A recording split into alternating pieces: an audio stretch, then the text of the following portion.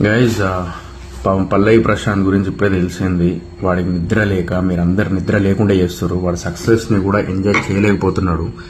నేను మూవీస్ చేసుకుంటే ఇందులో ఇన్వాల్వ్ అవ్వద్దు, బట్ నాకెందుకంటే వాడు పాపం నేను వాడి గురించి నేను ఎప్పుడు వాడిని సపోర్ట్ చేయకుండా నేను మాట్లాడలేదు. నేను కేవలం వాడి కోసం వచ్చి అంత రచ్చ చేసి ఆడవాళ్ళ కారులో ఉంటే అటాక్ చేయడము, మళ్ళీ రోడ్డు మీద పెద్ద షోలు చేసేసి అంతమందిని ఇబ్బంది పెట్టారు. ఇంకా చాలా బయటికి రాలేదు. ఆడవాళ్ళ మీద ఇష్టమైనట్టు మీరు ఏమేం చేశారు అన్ని ఇన్ఫర్మేషన్లు ఉన్నాయి.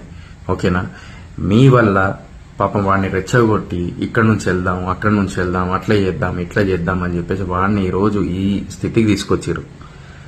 అరే వాడు ఒక ఏ స్థాయి నుంచి ఏ స్థాయి వరకు వచ్చిండు, బిగ్ బాస్ విన్నర్ అయ్యిండు అనేది చిన్న విషయం కాదు. ఓకే, మీరు ప్రేమ అభిమానం అంతా చూపించారు, కాదని కాదు, కానీ ఆ సక్సెస్ ని వాడిని ఎంజాయ్ చేయనిస్తే ఇంకా హ్యాపీ ఫీల్ అయ్యేటోడాడు. కానీ ఈరోజు ఆ స్థితిలో లేడు. మీరే చేసిరు అదంతా, గుర్తుపెట్టుకోండి. ఇదే చెప్పిన నేను నా మాటలు కఠినంగా ఉండొచ్చు, కానీ నేను ఒకటే కోరుకున్నా, అరే హెల్దీగా వెళ్ళిపోవాలి, మంచి హ్యాపీగా ఎంజాయ్ చేసుకుంటూ ఉండాలి అని చెప్పేసి. ఇలా అటాక్ చేయడం వల్ల, ఇలా చేయడం వల్ల, అలా చేయడం వల్ల ఏమొచ్చింది పాపం? వాడు ఈరోజు అంత కష్టపడినందుకు ఫలితం వచ్చిన తర్వాత కూడా వాడు ఎంజాయ్ చేయలేకపోతున్నాడు. వాడు కేవలం మీ వల్ల.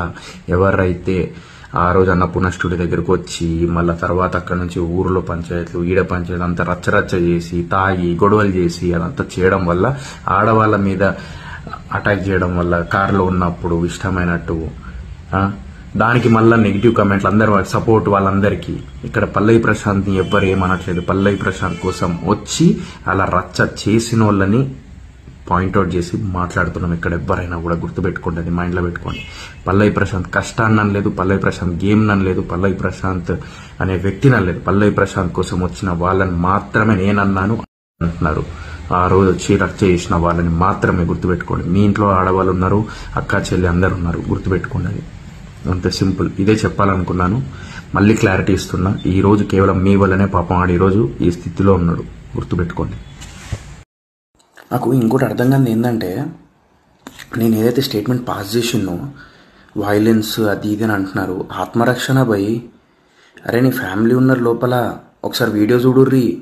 అందులో బూతులు, ఒక కొడుకు ముందు అమ్మ, అక్క, చెల్లె అది ఇది అని చెప్పి బూతులు గలీజ్ బూతులు తిట్టుకుంటూ అద్దాలు బలగొడుతుర్రు. It's like attack.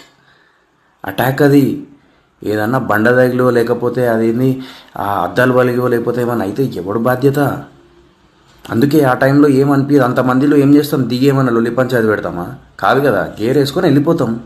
అదే చెప్పిన నేను, ఇప్పుడు కూడా అదే చెప్తా. మీరు దానికి సపోర్ట్ చేస్తారు చూడండి.